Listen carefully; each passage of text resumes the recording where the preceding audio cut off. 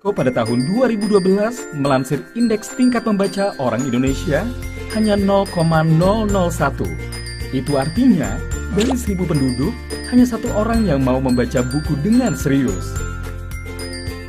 Melihat fakta tersebut, Kementerian Pendidikan dan Kebudayaan menerbitkan Permendikbud nomor 23 tahun 2015 tentang penumbuhan budi pekerti. Salah satu poin penting dalam peraturan tersebut adalah mewajibkan sekolah menyelenggarakan program 15 menit membaca buku non-teks pelajaran sebelum hari pembelajaran dimulai. Diharapkan melalui kegiatan ini, siswa terbiasa membaca buku setiap hari dan terbentuk budaya baca di sekolah. Lalu, apa saja yang bisa dilakukan dalam program 15 menit membaca buku non-teks pelajaran sebelum hari pembelajaran dimulai?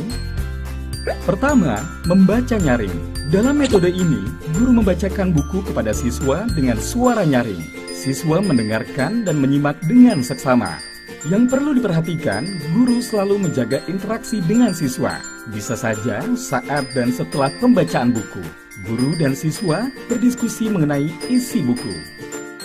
Kedua, membaca mandiri. Ketika waktu 15 menit membaca tiba, siswa dipersilakan memilih dan membaca buku yang disukainya. Guru mendampingi kegiatan membaca ini dengan turut membaca buku pilihannya. Ketiga, membaca bersama. Guru membacakan buku kepada siswa, di mana keduanya memegang judul buku yang sama.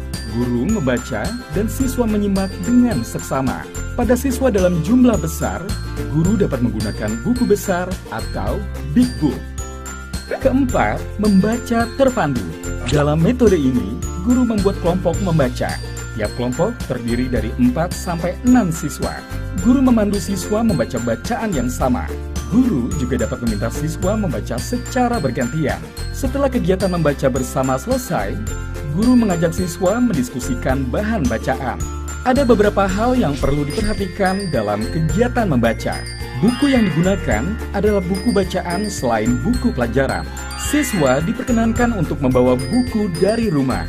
Kegiatan membaca berfokus pada sikap peserta didik dan bersifat memotivasi mereka. Kegiatan berlangsung dalam kondisi yang menyenangkan.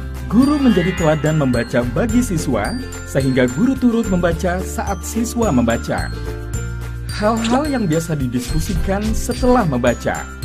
Topik atau tema cerita, tokoh cerita, alur cerita, pesan cerita, pengembangan cerita. Agar tercipta budaya membaca, lingkungan sekolah harus kondusif bagi kegiatan membaca siswa, yaitu mendekatkan mereka pada buku dimanapun berada.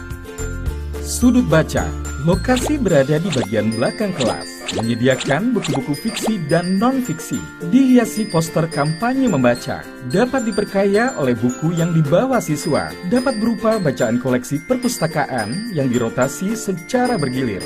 Pojok literasi dapat dibuat di kebun, halaman, kantin, koridor, area tunggu orang tua, serta area lain yang nyaman dan mudah dijangkau siswa. Dibuat aman dan menyenangkan dengan meja, kursi, dan atap. Koleksi buku dapat disimpan di rak beroda agar dapat dipindah-pindah dengan leluasa. Yuk, sukseskan program 15 menit membaca buku non-teks pelajaran sebelum waktu belajar dimulai setiap hari. Semoga gerakan ini menjadi momentum bagi siswa Indonesia untuk membiasakan diri membaca dan menjadikan membaca sebagai kegiatan yang menyenangkan.